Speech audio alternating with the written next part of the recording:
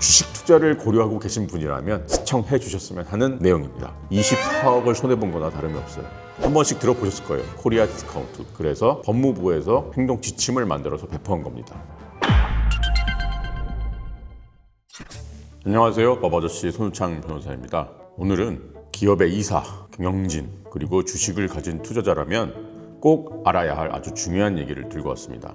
2026년 25일 법무부에서 기업의 조직 개편 시 이사의 행위규범 가이드라인이라는 문서를 공식 배포했습니다. 주주에 대한 충실 의무를 인정한 상법 개정의 후속 조치라고 볼 수 있습니다. 오늘 이 영상에서는 이 가이드라인의 내용을 함께 살펴보는 시간을 가져보도록 하겠습니다.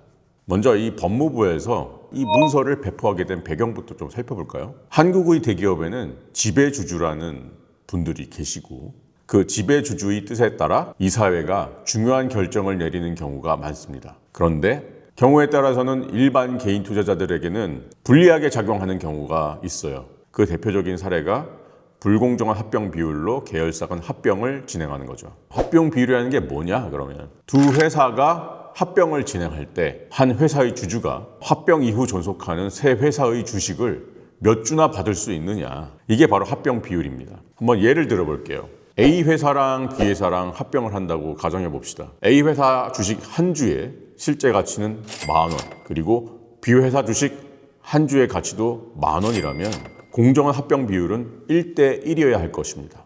A 회사 주식 한 주를 들고 있는 주주는 합병 후에 회사 주식 한 주를 받아야 되는 거죠. 그런데 소위 지배주주라고 불리는 분들이 B 회사의 주식을 더 많이 들고 있다면 A 회사의 가치를 실제보다 조금 더 낮게 평가를 해서 합병 비율을 1대 0.7 이렇게 정하고 싶은 유혹이 생길 수밖에 없죠. 1대 0.7이 되면 A 회사 주식 한 주를 들고 있는 주주는 합병 후에 새로운 회사의 주식 0.7주밖에 못 받는 거예요. 원래대로라면 한 주를 받을 수 있어야 했는데 0.7주밖에 못 받으니까 0.3주 정도를 손해보게 되는 거죠.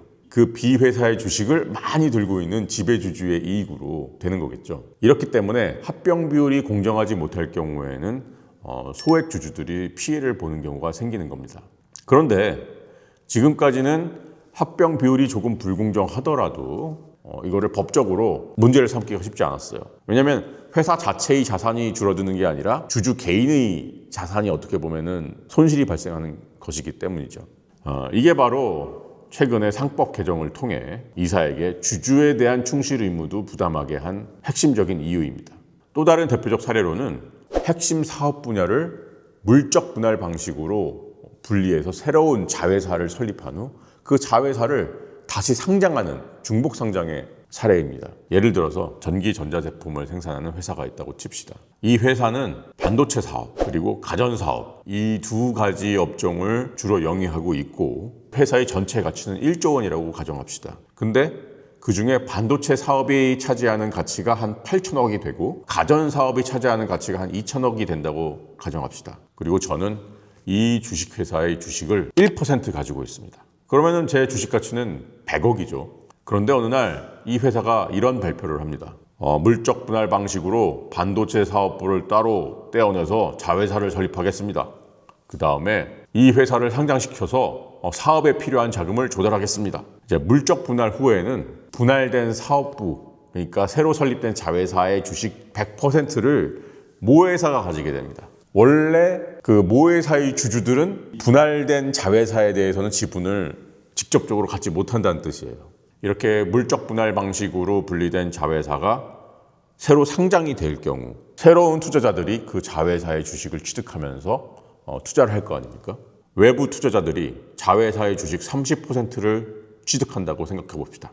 제가 간접적으로 보유하던 반도체 회사의 지분율은 70%로 떨어지는 거죠. 원래 그 반도체 사업부의 가치가 8천억이었으니까 단편적으로 생각하면 모회사가 들고 있는 자회사의 지분 가치는 8천억의 70%인 5,600억 정도가 될 겁니다. 나머지 2,400억은 이 자회사에 새롭게 투자한 새로운 투자자들의 몫이 되는 거죠. 자, 생각해 봅시다. 그러면 모회사가 반도체 사업부에 대해서 가지고 있던 가치가 8천억에서 5,600억으로 줄어들었어요. 여기에 가전사업부 가치 2천억을 더하면 지금 모회사의 가치는 어떻게 보면 7,600억으로 떨어진 거나 다름이 없는 거죠. 제가 들고 있는 1%의 지분 가치는 7,600억의 100분의 1, 76억으로 떨어진 겁니다. 어떻게 보면 저는 24억을 손해본 거나 다름이 없어요. 이래서 물적 분할 후에 자회사를 중복 상장할 경우 기존 주주의 지분 가치가 희석된다는 말이 나오는 겁니다. 이런 일들이 과거에는 꽤 있었어요. 한두 번이 아니었죠. 그래서 코리아 디스카운트라는 말이 나온 겁니다. 한 번씩 들어보셨을 거예요. 코리아 디스카운트.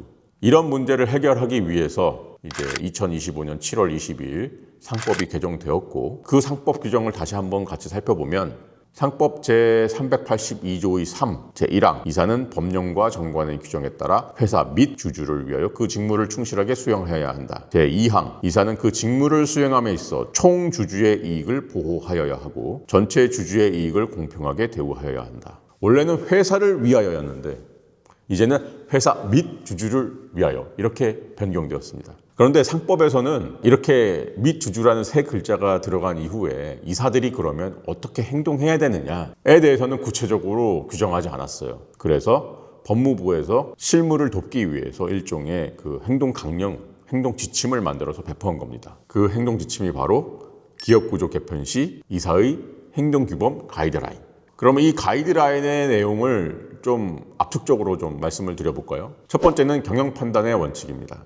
이사가 결정을 내릴 때 특정한 의무를 다했다면 그 결정으로 인해서 어떤 문제가 생겨도 법적 책임을 피할 수 있다. 이게 바로 우리나라 법원이 확립한 경영 판단의 원칙입니다. 두 번째 내용입니다. 이해상충이 있을 경우의 공정성 강화 조치.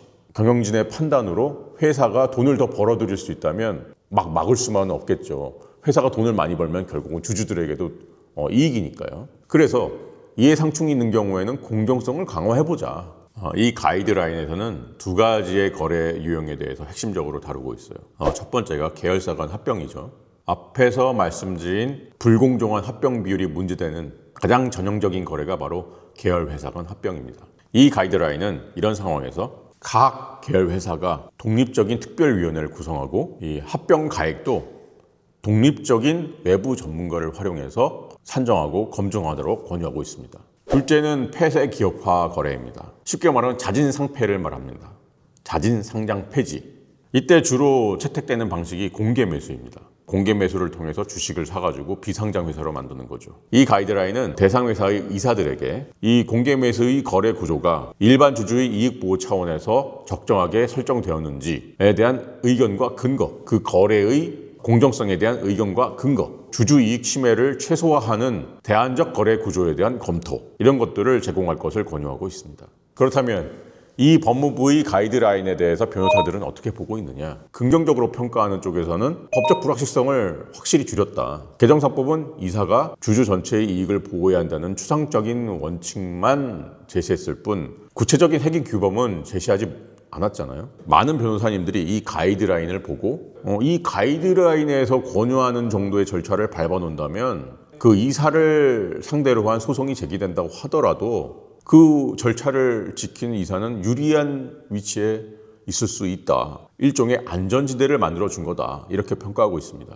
부정적으로 보는 의견도 있겠죠. 이사들이 과도하게 위축될 수 있다. 이러한 지적이 있을 수 있습니다. 충실 의무의 범위가 명확하지 않은 상태에서 혹시 나중에 소송을 당하면 어떻게 하지? 이런 두려움에 회사가 필요한 의사결정을 회피할 수도 있다는 거죠. 그렇다면 실제로 기업들은 어떻게 대응을 해야 될까요? 첫 번째로 일단 이사회 의사록을 굉장히 상세하게 작성해 두는 게 좋을 것 같아요. 안건과 관련된 지배주주와 일반 주주 간의 이해상충, 회사와 지배주주 간의 이해상충, 이런 것들이 검토되었는지 기록되는 게 좋겠죠. 이제 두 번째 대응 방향은 아마도 이 가이드라인을 따라서 이제 독립적인 사회이사 중심의 특별위원회 제도를 많이 활용하게 될 것 같습니다. 특히 이제 이 가이드라인에서 탁 꼬집어서 문제 삼은 계열사 간 합병, 그리고 이제 자진상폐, 이런 거래의 경우에는 지배주주와 무관한 사회이사들로 구성된 특별위원회가 활용될 가능성이 높겠죠. 그리고 가이드라인에 나온 것처럼 이제 독립된 외부 전문가를 활용하는 경우가 굉장히 많아질 것 같아요. 가이드라인이 이 부분을 강조했습니다. 경영진이나 대주주와 무관한 독립된 특별위원회가 독립적으로 선임한 외부 전문가를 활용하는 것을 권고했거든요. 네 번째로 기업들은 아마 지금보다는 이제 공시의 내용을 좀 더 자세하게 하지 않을까. 이제 거래소 공시 사이트도 있고 금감원에서 운영하는 다트 사이트가 있잖아요. 앞으로는 이 공시 내용에도 합병은 왜 하냐? 하필이면 이 시기에 합병 비율은 어떻게 산정했느냐? 그렇다면 다른 주주 가치에게는 어떠한 영향을 미치느냐? 이런 부분에 대한 공시도 이루어질 거라고 기대가 됩니다. 그리고 이제 이건 되게 보험회사들한테 아주 좋은 건데 이사의 배상책임보험 가입이 굉장히 늘어날 것이다.